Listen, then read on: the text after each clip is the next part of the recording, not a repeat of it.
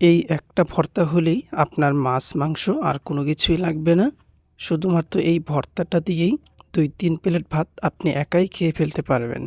Video শুরু করার আগে বলে নিই, যারা চ্যানেলে নতুন দেখতেছেন প্লিজ দয়া করে চ্যানেলটাকে সাবস্ক্রাইব করে দিয়েন। তাহলে ভিডিওটি সবার আগে আপনি পেয়ে যাবেন। এই স্পেশাল ভর্তাটা তৈরি করার জন্য আমি এখানে বেশ কিছু কুমড়ো পাতা নিয়েছি। আপনারা চাইলে পুঁইশাকের পাতাও নিতে পারেন। তবে কুমড়ো পাতা দিয়ে বানালে সবচেয়ে বেশি ভালো হয়, খেতে অনেক মজা হয়। আমি কুমড়ো পাতাগুলোকে চিকন করে পলে নেব।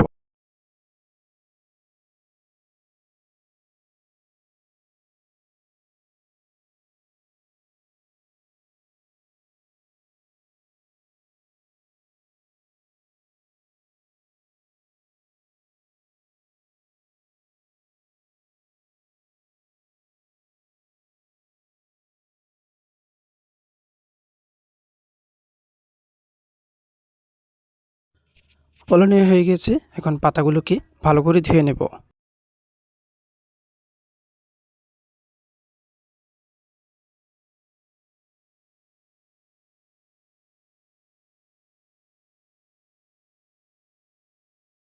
এখন ১.৫ চামচ লবণ দিয়ে পাতাগুলোকে ভালো করে কষলিয়ে নিব। তাহলে দেখবেন পাতাগুলো নরম ও মোলম হয়ে যাবে আর একেবারে মিলিয়ে যাবে।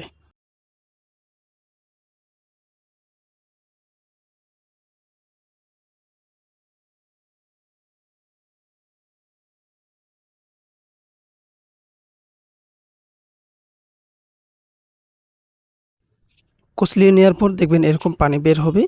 তারপর সেই পানিগুলোকে ফেলে দিয়ে আবার ভালো করে কষলিয়ে নেব।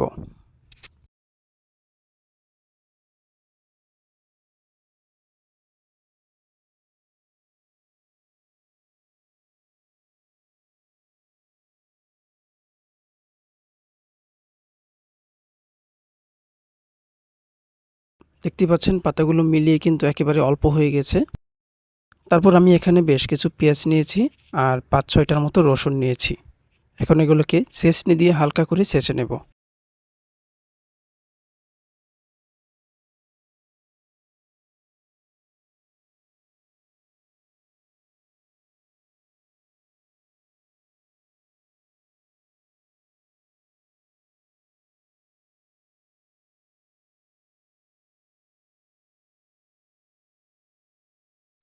বেশি ছেঁচতে হবে না, ঠিক এরকম হলেই চলবে। আজকের এই ভর্তাটা তৈরি করার জন্য যে জিনিসটা একেবারে না হলেই নয় সেটা হলো এই চাপা শুটকি। হাতের কাছে যদি চাপা শুটকি না থাকে তাহলে অন্য যেকোনো শুটকি দিয়েও এটা বানাতে পারবেন, কিন্তু চাপা শুটকি দিয়ে বানালে সবচেয়ে বেশি বেস্ট হয়, কারণ সুন্দর একটা ফ্লেভার আসে। এখন এই চাপা শুটকিগুলোকে খুবই ভালো করে পরিষ্কার করে নেব।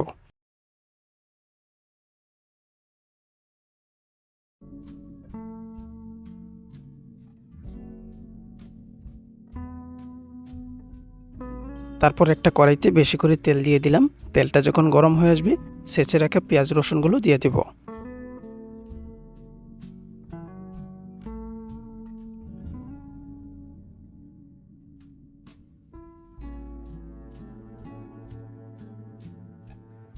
এখন এখানে ২ চামচের মতো লবণ দিয়ে দিলাম। লবণটা দিলে তাহলে দেখবেন পেঁয়াজ রসুনগুলো নরম হয়ে যাবে। তারপর চাপা শুটকিগুলোকে দিয়ে দেব। এখন হালকা একটু কালার আসার আগ পর্যন্ত ভেজে নেব। ভাজা হয়ে গেছে, এখন মশলা কষানোর জন্য সামান্য পানি দিয়ে দিব। এখন দিয়ে দিব ২ চামচ মরিচের গুঁড়া। আপনারা যদি ঝালের পরিমাণ বেশি দিতে চান তাহলে আরেক চামচ দিয়ে দিবেন। তারপর দিব ১ চামচ হলুদের গুঁড়া, ১ চামচ ধনিয়া গুঁড়া। এখন মশলাটাকে ভালো করে কষিয়ে নেব। এই সময় চুলার আঁচটাকে একটু হাই হিটে রাখতে হবে।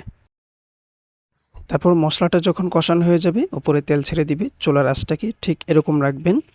এরকম রেখে আরও ৫ মিনিট কষিয়ে নেবেন।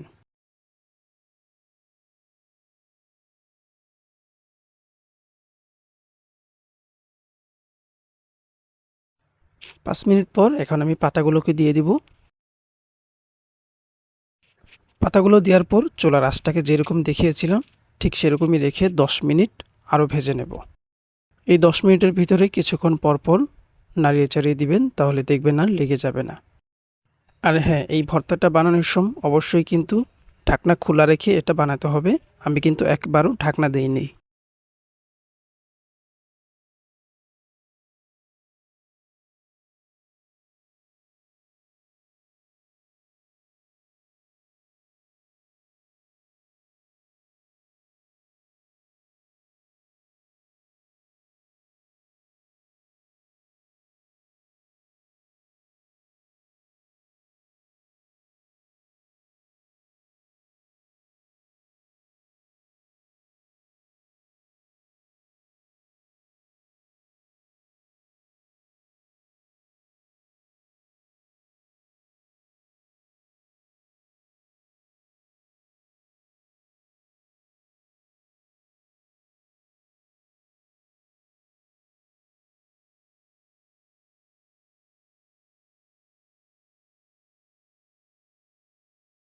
আমার ভর্তাটা তৈরি হয়ে গেছে, এখন আমি নামিয়ে নেব।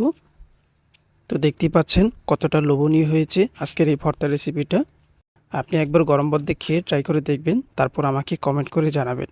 তো আজকের মতো বিদায় নিচ্ছি এখানেই। ভিডিওটি যদি আপনাদের কাছে ভালো লাগে তাহলে চ্যানেলটিকে সাবস্ক্রাইব করে দিন, তাহলে নিত্য নতুন ভিডিওগুলো সবার আগে আপনি পেয়ে যাবেন।